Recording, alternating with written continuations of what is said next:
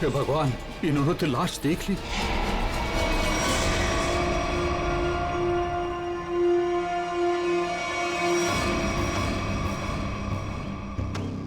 इस मूर्ति का बेस तो एकदम अच्छे से बनाया गया है, कोई लापरवाही की गई ऐसा लगता तो नहीं है।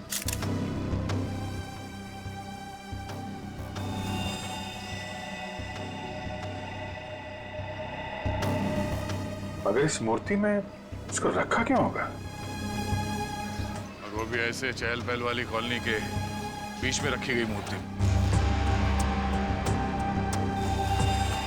वो भी ऐसे कॉलोनी के बीचों बीच जहाँ पे इतनी चहल पहल है।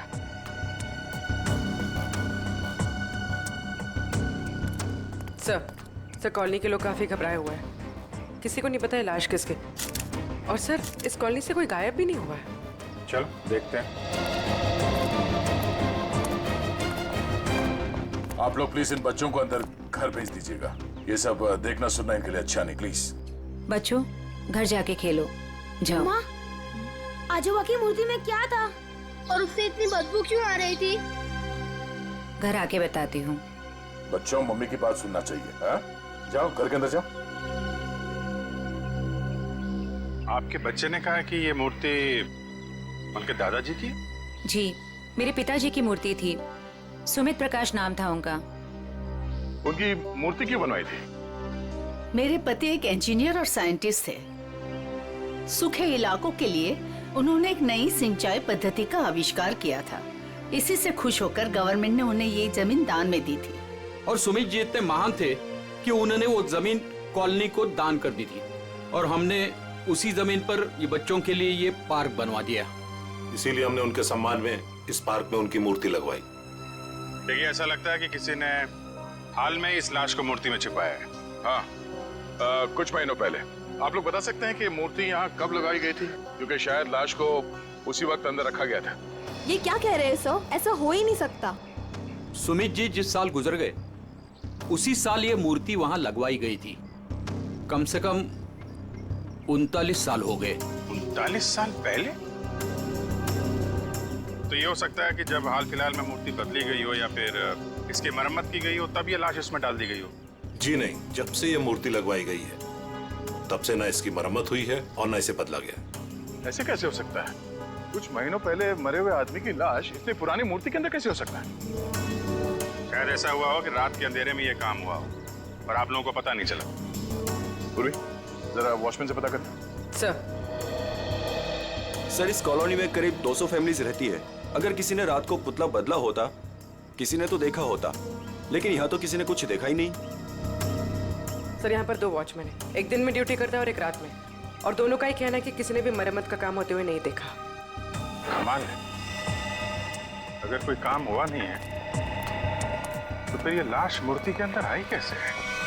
सचिन, 39 साल पहले ब्रॉन्ज की मूर्ति खड़ी की गई हो, तब से लेकर आज तक ना किसी ने उसकी मरम्मत की, ना उस मूर्ति को बदल दिया। हाँ सर, 1976 की बात है सर। हाँ, और आज उस ब्रॉन्ज के पुतले के अंदर मिलती है एक लाश, और कॉलोनी के 40 लोग कहते हैं कि उन्होंने कुछ देखा तक नहीं। कैसे हो सकता है?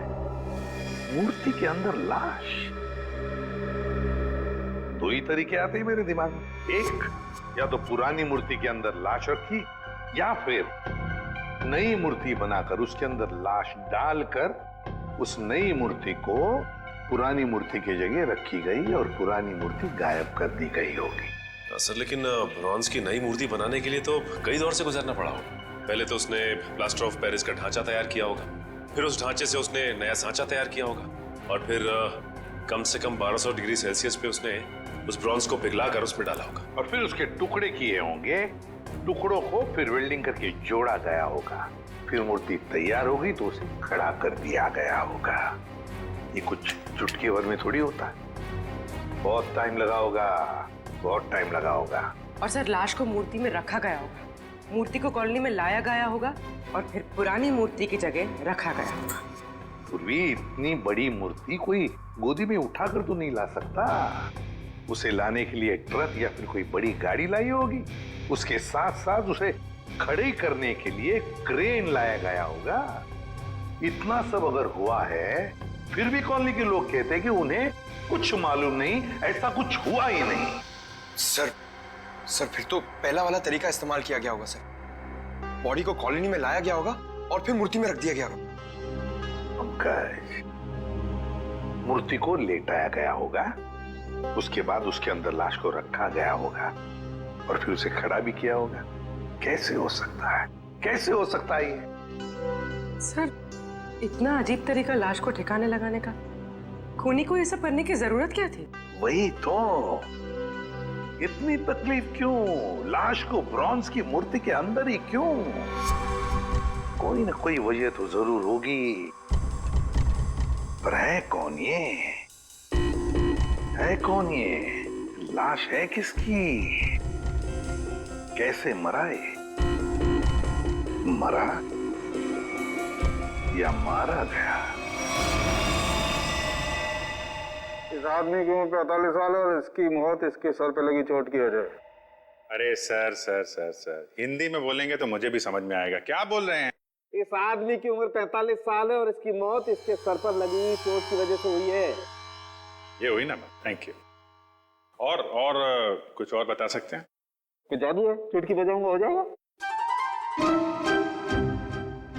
अरे कोई जादू है जो चुटकी बजाऊंगा सब कुछ हो जाएगा? मन तो करता है चुटकी बजा दूं और ये आदमी गायब हो जाए। क्या बोले तुम? मतलब मैं कह रहा था सारुंके साहब, आप चुटकी बजा दे तो केस सॉल्व हो जाएगा। कितना किया है, ये तो कुछ भी नहीं है। हाँ, लेकिन अभी मेरा चुटकी बजाने का मूड नहीं।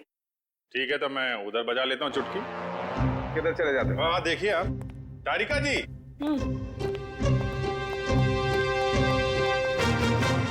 कुछ मिला आईडी वाईडी आपको? ना आईडी ना वॉलेट, कुछ नहीं। और ये कपड़ों की हालत देखो। भाई साहब, बज गई चुटकी। लेकिन मैं आपको एक चीज बता सकती हूँ। अरे वाह, अब बजी चुटकी।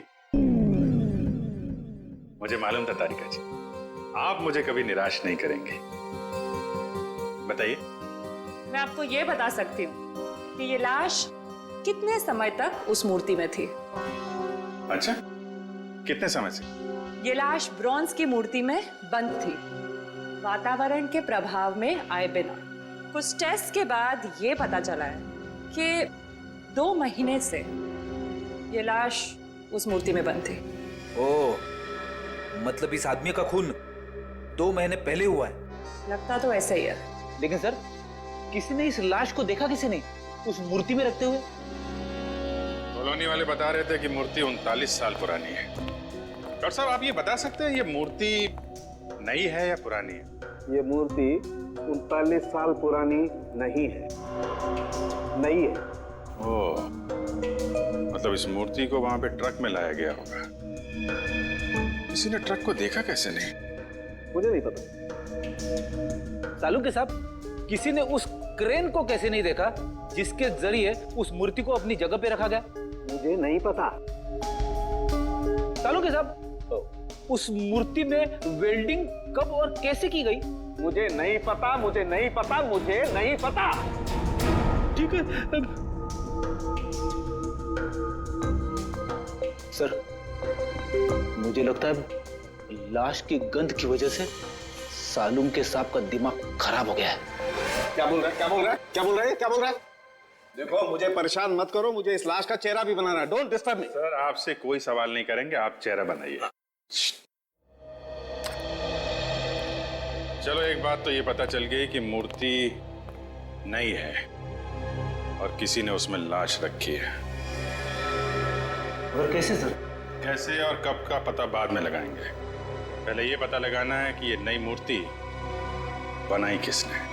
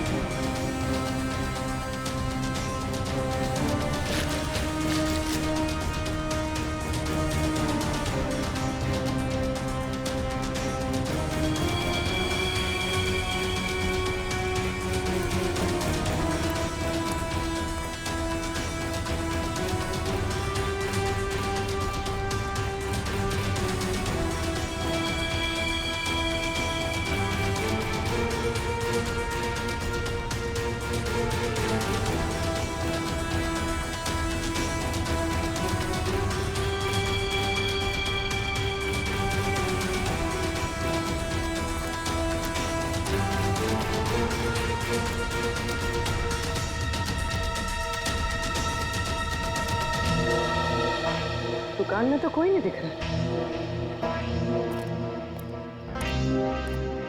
वाह, एक खूबसूरत लड़की मेरे दुकान पे।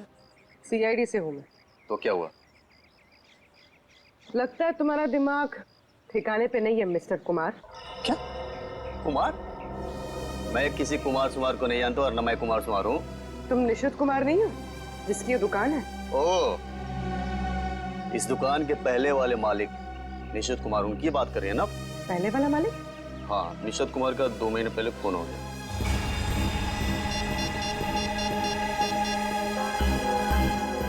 Hello, Abhijit sir.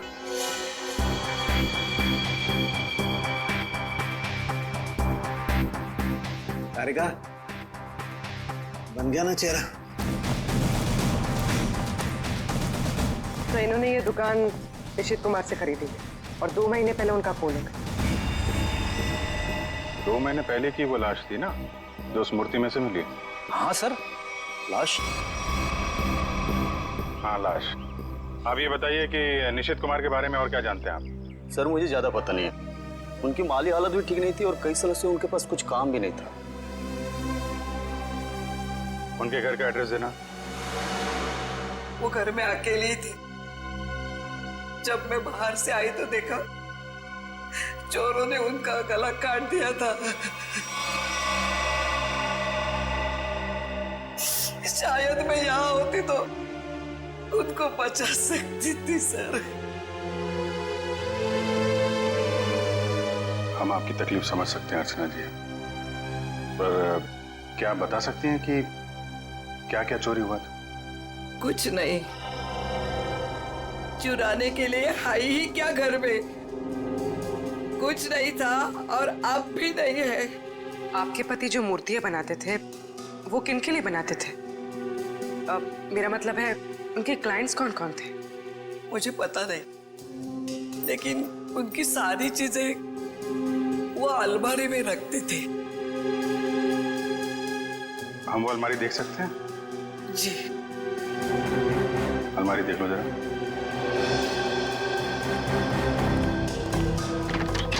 अर्चना जी, ऐसा भी हो सकता है कि ये चोरी का मामला ना हो।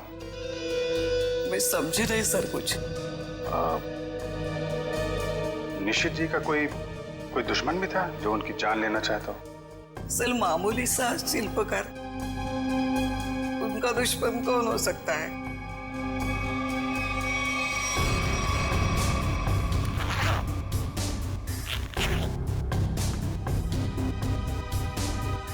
सर, हाँ बेट।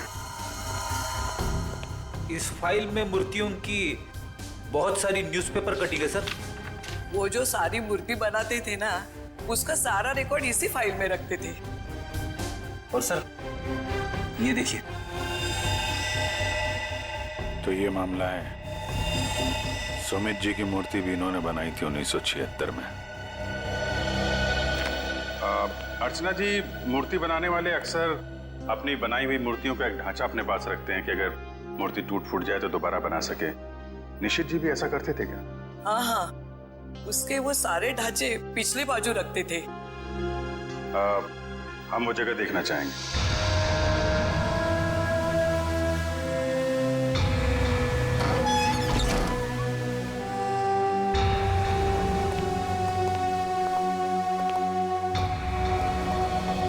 सर, आप सब देख रहे हैं ना, ये उनकी पूरी जिंदगी की कारीगरी है। उन्होंने जितनी भी मूर्तियां बनाई थी उन सबका एक एक ढांचा यहाँ है।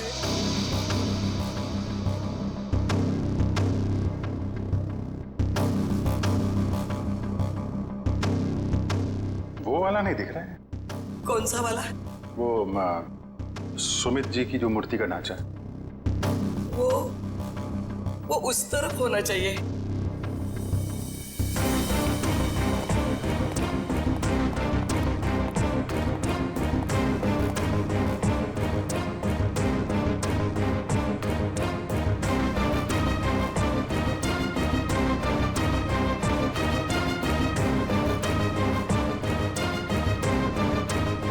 आप क्या देख रहे हैं?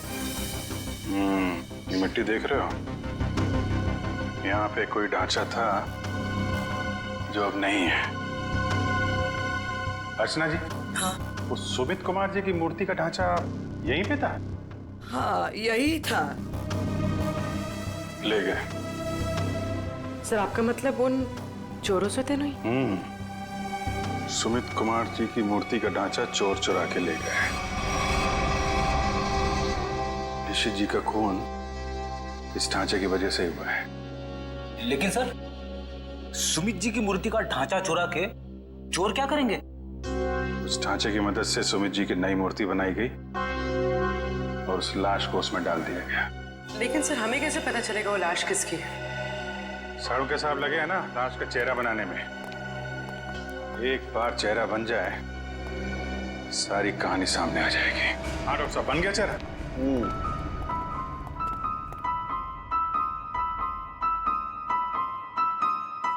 ये देखो बॉस, ये है वो मरा हुआ आदमी। क्या?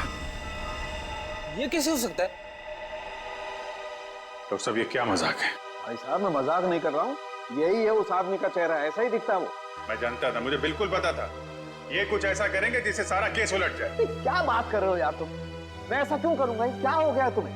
अभिजीत ये क्या कह रहे हो तुम? ये उसी आदमी का चेहरा है। सर मजाक क्यों करेंगे? क्योंकि डॉक्टर साहब ने जो चेहरा बनाया है वो मूर्ति का चेहरा है। सुमित जी का चेहरा है जो 39 साल पहले मर चुके हैं। इस चेहरे में सिर्फ मूंछ लगाना बाकी है। क्या बात कर रहे हो? ये आप बताइए, आपने बनाया है चेहरा? तो मैंने तो वही बनाया है जो मुझे खोपड़ी ने बताया। मैंने तो मूर्ति देखी भी नहीं है यार। तो आप देख लीजिए, ये मूर्ति है। ये तो वाकई वही चेहरा है जो मैंने बताया। ऐसा कैसे हो सकता है? सर ये आदमी 39 साल पहले मर चुका है। आज जिंदा होता तो 80 साल का होता। और आपने कहा था ना कि ये मरा हुआ आदमी 45 साल का। कैसे पॉसिबल है? आई एम सॉरी बॉस, मुझे छुट्टी चाहिए। वो आप देखो सर। पहले हम ये पता लगाने की कोशिश कर रहे थे कि लाश को मूर्ति में रखा कैसे गया। अब हमें ये पता लगाना है कि सुमित जी की लाश सुमित जी की मूर्ति में आई कैसे और क्यों। सर कुछ पता चला उस लाश के बारे में? देखिए उसी के बारे में हम लोग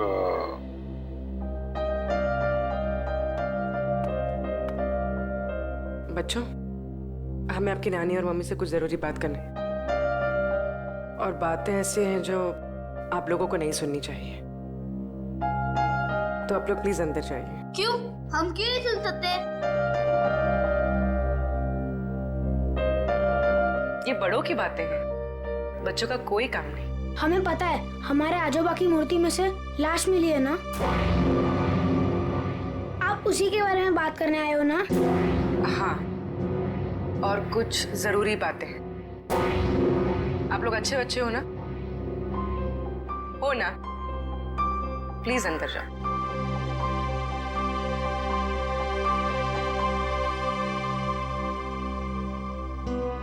सर बताइए ना, क्या पता चला आप लोगों को? एक्चुअली इस केस की जांच को लेकर हम थोड़ी उलझन में हैं और हमें लगता है कि आप सुलझा सकती हैं इस उलझन को। कैसी उलझन? और मैं कैसे सुलझा सकती हूँ? दरअसल ये सब हमारे परिवार वाले जैसे ही हैं। जब से शादी करके आई हूँ इसी कॉलोनी में रह रही हूँ। ये लोग सब कुछ जानते हैं। आपको जो कुछ भी कहना है इनके सामने कह सकते हैं। ठीक है। आपके पति सुमित जी को गुजरे हुए करीब 39 साल हो गए है ना? लेकिन सुमित जी की मूर्ति में से हमें जो लाश मिली है वो सुमित जी की है।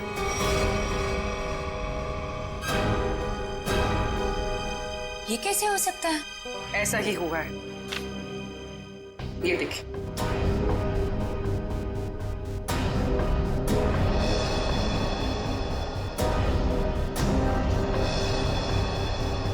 इतने यकीन के साथ आप ये कैसे कह सकते हैं? हाँ ये हो ही नहीं सकता। जरूर कुछ भूल हुई है आप लोगों से। कोई भूल नहीं हुई। ये एक साइंटिफिक मेथड है जिसमें लाश की खोपड़ी का चेहरा बनाया गया है और यही चेहरा बना है। सुमित जी का। लेकिन मेरे पिताजी की लाश कैसे आ सकती है? ये मुमकिन नहीं है। वही तो, लाश की उम्र करीब 45 साल की है। आपके पिताजी जिंदा होते तो 80 साल के ऊपर के होते हैं। अब बात यह है कि 80 साल का आदमी 45 साल का कैसे हो गया? ये मैं कैसे जान सकती हूँ? अब आपको नहीं पता तो हमें कैसे पता होगा? चेहरा तो बिल्कुल आपके पति का ही है। सर, उनकी मौत के बाद उनका अंतिम संस्कार मैंने ही किया था। अगर किसी ने लाश बदल दी हो या कहीं किसी तरह वो जिंदा भी होते तो भी 80 साल का इंसान 45 साल का हो ही नहीं सकता। वही तो, यही बात हमें परेशान कर रही है। अच्छा, आपके परिवार में कोई ऐसा आदमी था जो बिल्कुल सुमित जी से मिलता जुलता हो? नहीं, जब से मैं उन्हें जानती हूँ या जब से मेरी शादी हुई है, मैंने तो ऐसा किसी को नहीं देखा जो उनकी तरह दिख रहा हो। चूंकि उस मरे हुए आदमी का चेहरा हूबहू आपके पति से मिलता जुलता है और उन दोनों में कोई संबंध है या नहीं, ये जानने के लिए मालती जी हमें आपकी थोड़ी मदद चाहिए। कैसी मदद? अगर आपको बुरा ना लगे तो हमें आपका डीएनए उस मरे हुए आदमी से मिला के देखना होगा। यही एक तरीका है सच्चाई को जानने का।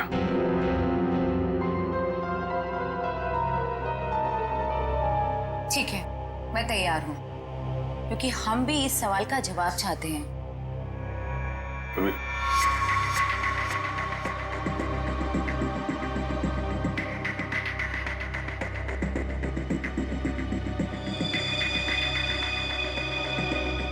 Thank you. हम फिर मिलेंगे और तब जवाब के साथ मिलेंगे। आता रेखा जी, डीएनए रिपोर्ट आ गई? पार्शियल मैच है। क्या पार्शियल मैच है? देखा, इसका मतलब सालू के गलत नहीं था बॉस। ये आदमी सुमित के परिवार का ही। बाप का डीएनए बेटी में भी है और इस मरे हुए आदमी में भी। निश्चित रूप से ये आदमी सुमित के परिवार का ही कोई है। अगर ये सुमित का रिश्तेदार है तो किसी ने इसे पहचाना कैसे नहीं? कोई तो होगा जो इसे पहचानता। ये बड़ी चौंकाने वाली बात है। आपने जो इसका चेहरा बनाया था उसकी फोटो हमने अखबार में भी भेजी, लेकिन ऐसा कोई भी आदमी सामने नहीं आया जो इसे पहचानता हो। अगर ये इसी शहर में था तो किसी ने तो इसे देखा होगा। कोई तो होगा इसके पहचान वाला। तारिका जी, आप तो जीनियस हैं। ऐसे क्या कह दिया मैंने? केस सॉल्व कर दिया। हो सकता है ये आदमी इस देश का हो ही ना। हो सकता है कि मरने से कुछ समय पहले इस देश में आया। ओह, इसीलिए किसी ने इसे पहचाना नहीं। हाँ, पिछले 2-3 महीने की इमिग्रेशन रिपोर्ट्स चेक करनी होंगी हमें। पंकज, आज के अखबार में मैंने अपना राशिफल देखा। जानते हो क्या लिखा था उसमें? क्या था सर? बहुत जल्द नौकरी में बदलाव होगा। इसका मतलब जानते हो?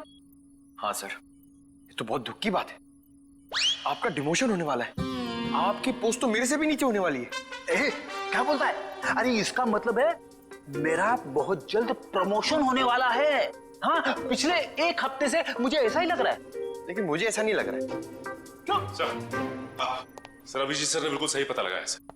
इमिग्रेशन रिकॉर्ड से उस मरे हुए आदमी का चेहरा मैच कर रहा है सर। गुड, मिला है सर।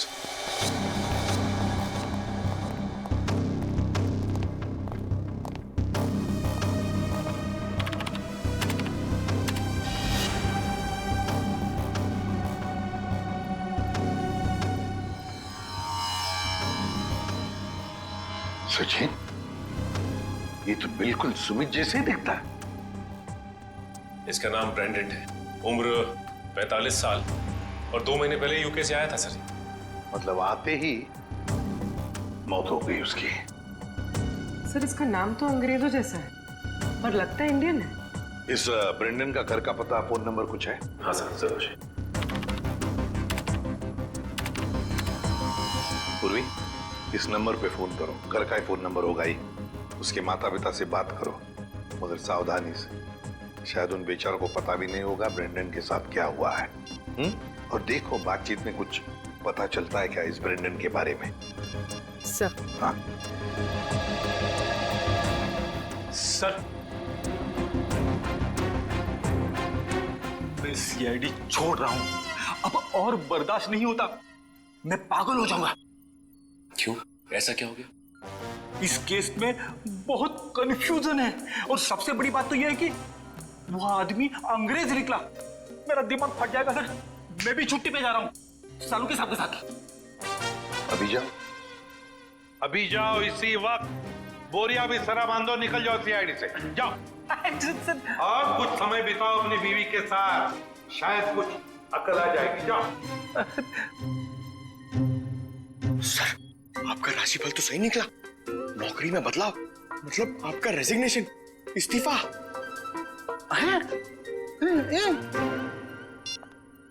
सर।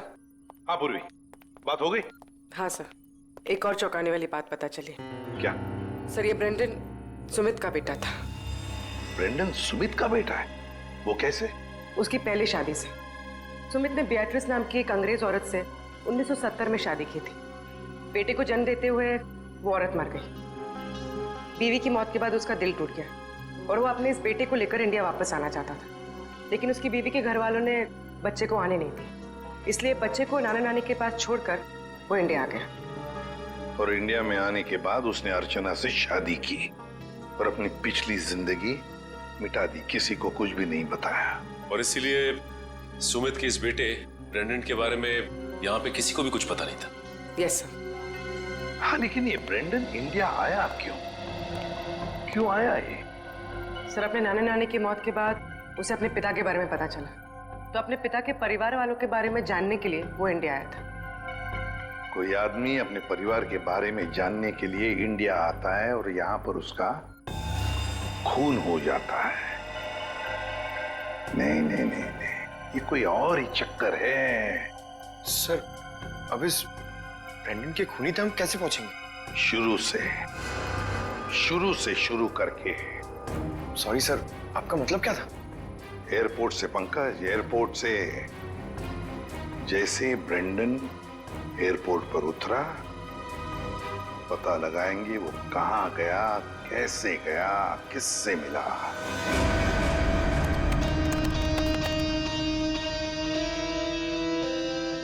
सर, ये फुटेज एयरपोर्ट के अराइवल गेट की है सर, जब ब्रेंडन इमिग्रेशन से बाहर निकल चुका था। सर, ये रहा ब्रेंडन, ये कैप वाला आदमी ब्रेंडन से मिलने आया? कैप की वजह से उसका चेहरा ठीक से दिख नहीं रहा।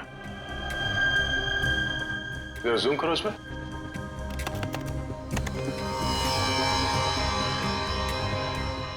ऐसा लगता है कि जानबूझकर ये आदमी अपना चेहरा छुपा रहा है। ये चाहता नहीं है कि उसका चेहरा कैमरे पे कैप्चर हो। आगे बढ़ो।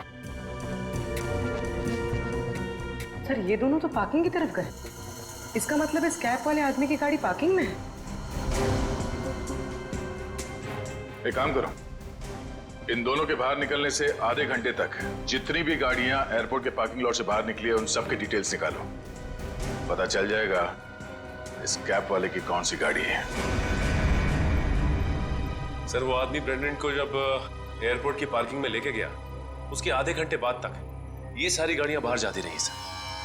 बस वे ठीक है, एक एक को फोन करो और पता लगाओ किस पैसेंजर को इन्होंने एयरपोर्ट से पिकअप किया और कहां जाके छोड़ा।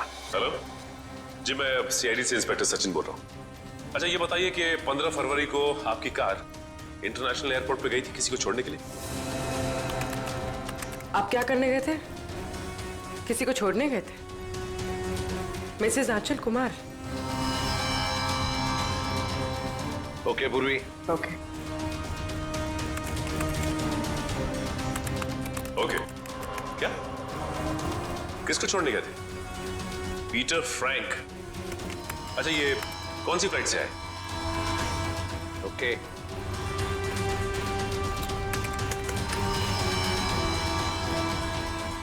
मिस्टर डिसिल्वा,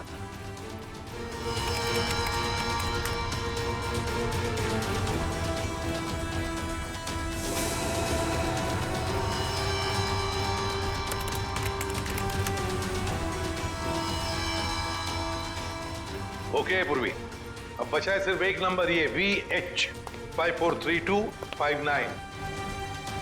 और सर ये नंबर किसी मिस्टर अनिल के नाम पे, जो कि लोनावाला के बंगलों पे रजिस्टर्ड है सर। लेकिन ये आदमी फोन नहीं उठा रहा है सर। फोन नहीं उठा रहा है? लगता है ये अनिल ही पिकअप करने आया था ब्रेंडन को एयरपोर्ट पर। सर कहीं इस अनिल ने तो ब्रेंडन का खून नहीं किया?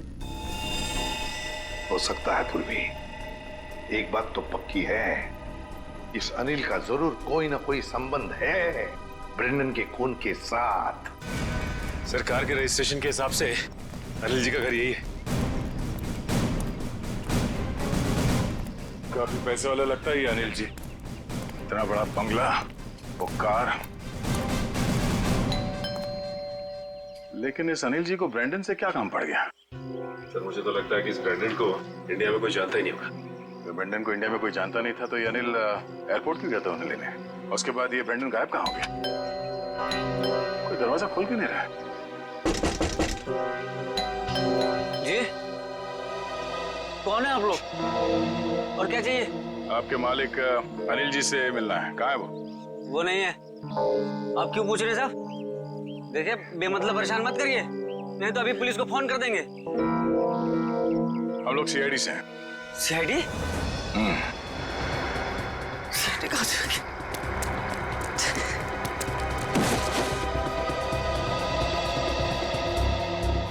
अब ये हमारे किसी काम का नहीं है। लगता है अनिल जी उसी तरफ है जिस तरफ ये भाग रहा है। चलो देखते हैं। हट, हट।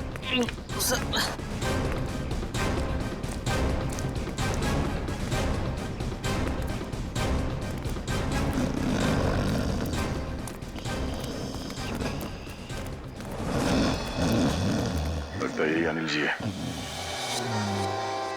अनिल जी, मालिक और नौकर एक साथ शराब पी रहे थे यहाँ पे। अनिल जी, अनिल जी, जी। हम ये जानने आए कि कुछ महीने पहले आप ब्रेंडन को एयरपोर्ट से लेकर कहाँ गए थे? एयरपोर्ट? ब्रेंडन? मैं कुछ नहीं समझ पा रहा यार, क्या बोल रहे हो तुम? हम ये कह रहे हैं कि ब्रेंडन को लेके आप एयरपोर्ट से आए थे और ये हमने CCTV फुटेज में देखा है।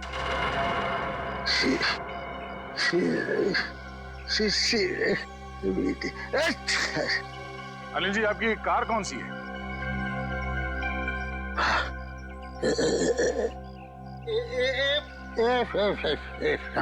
सच्चाई तो ये है कि ना तो ये बंगला आपका है और ना ही वो कार।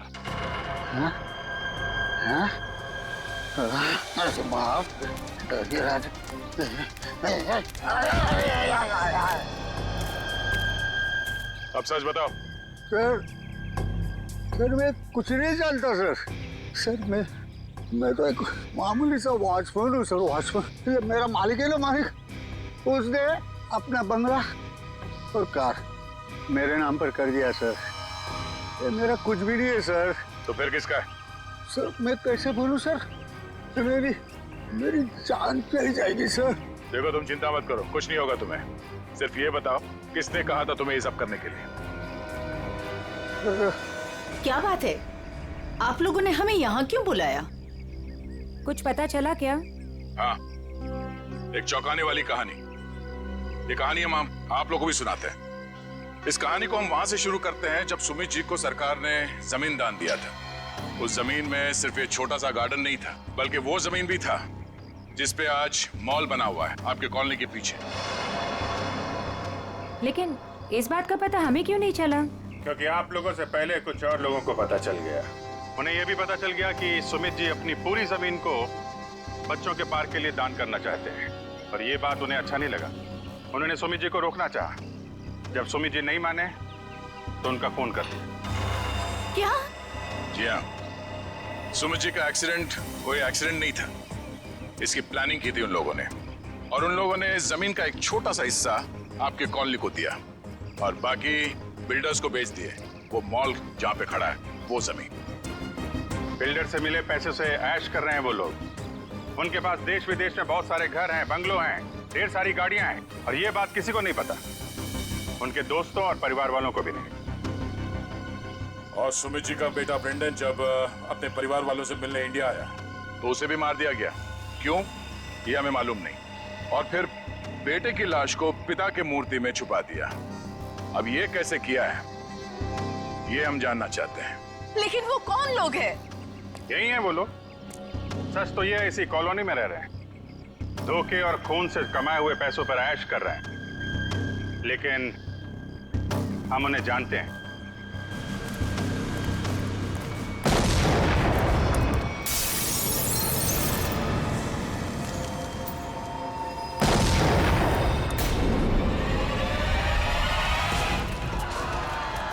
अजय, अजय आप लोग पीछे आइए, जल्दी।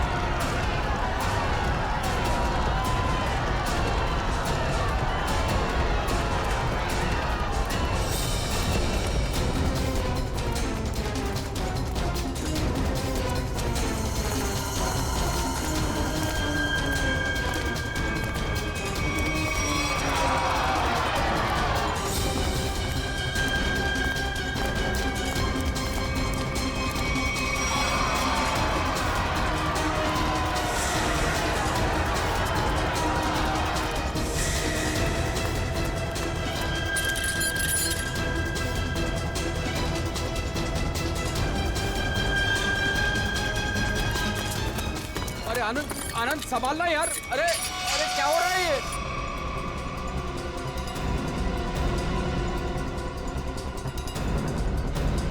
कहाँ भाग रहे हो? अरे सर उतारिए हम लोगों को। सर मर जाएंगे हम। सर नीचे उतारिए प्लीज। सर हमने तो तुम दोनों का नाम भी नहीं लिया था। हाँ, मगर तुम लोगों के लोनावले वाले बंगले पे गए थे हम लोग। नीचे उतारिए ना। अरे तुम लोग तो वैसे ही गिरे हुए आदमी हो। सुमित जी और ब्रेंडन का खून किया तुम लोगों ने। नहीं सर, वैसे हमें पता चल गया, तुम लोगों को मालूम पड़ गया था कि तुम्हारे करतूत के बारे में हमें पता चल गया। सर नीचे उतारिए प्लीज। इसलिए कॉलोनी वालों की जान को नुकसान पहुंचा है। हाँ? और अब उसका भगदड़ का सहारा लेके भाग रहे तुम लोग। सर उतारिए हमें। सर नीचे उतारिए प्लीज। नीचे उतारिए ना मर जाएंगे सर। सर नीचे उतारिए ना।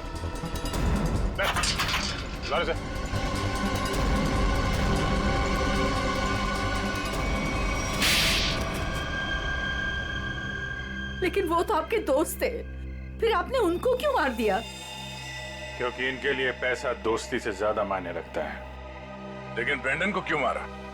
सर एक्चुअली हम उसे मारना नहीं चाहते थे।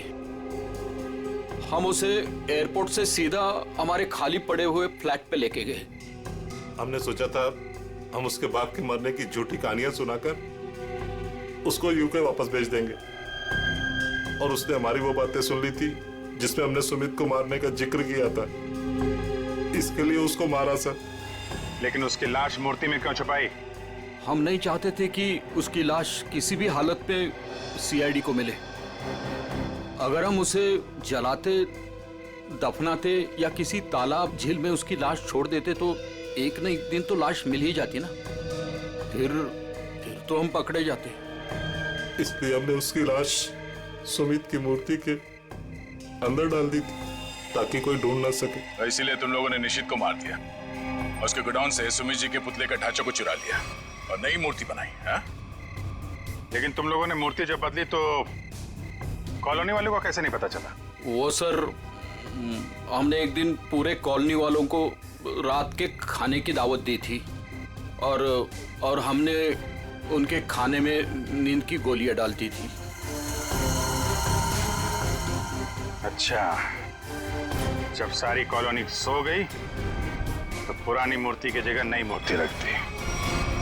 अगर अवनी अपने कार से उस मूर्ति को ठोकर नहीं मारती तो इनके काले कारनामों से पर्दा नहीं हटता। लेकिन सच्चाई में एक ताकत होती है जो कभी छुपती नहीं, और जुर्म में भी वही कमजोरी होती है, वो भी कभी छुपती नहीं। इन्हें हमारे हवाले कर दीजिए, इन्हें सजा अब हम देंगे। हाँ सर, इन्होंने हमें धोखा दिया है, ये हमारे गुनहगार है। नहीं सर, हमें अरेस्ट कर दो, ये लोग मार डालेंगे। हमें अरेस्ट कर लीजिए सर। तुम्हें सजा देने का हक अगर हमारे हाथ में होता तो हम तुम्हें इनके हवाले कर देते। हमारे हाथ बंधे हुए हैं, वरना निखिल, पंकज ले जाओ इन्हें।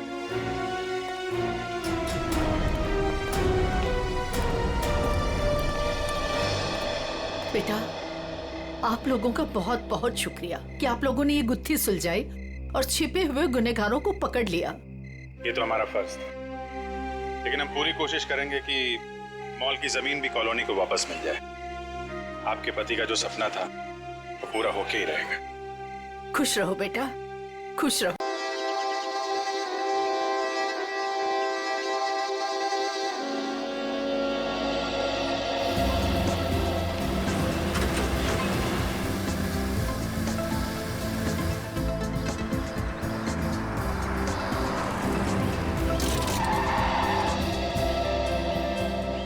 अवनी एक काम करो, गाड़ी को रिवर्स गियर में लगाओ। हाँ, लेकिन मुझे डर लग रहा है। पता नहीं गाड़ी कहीं इधर उधर चली गई तो। कुछ नहीं होगा, जैसा मैं बोलता हूँ वैसा करती जाओ। ओके, एक काम करो, गाड़ी को रिवर्स गियर में लगाओ और धीरे धीरे क्लच दबाओ और धीरे धीरे एक्सीलेटर छोड़ो, बस। अवनी बेटा, हम सिखा देते हैं तुम्हें गाड़ी चलाना। रमेश को तो वैसे भी ठीक से नहीं आता है। अरे काका, आप साइकिल चलाना तो ठीक से जानते नहीं है, गाड़ी क्या चलाएंगे? हाँ काका, आप ही सिखा दीजिए तो अच्छा है। ये तो सारा दिन फोन पे लगे रहते, मेरी तरफ ध्यान भी नहीं देते। अच्छा एक काम करो, गाड़ी को रिवर्स गियर में लो। हाँ, हेलो,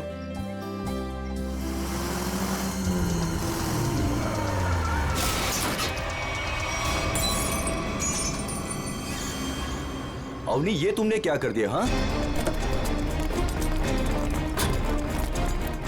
बदबू कहां से आ रही है?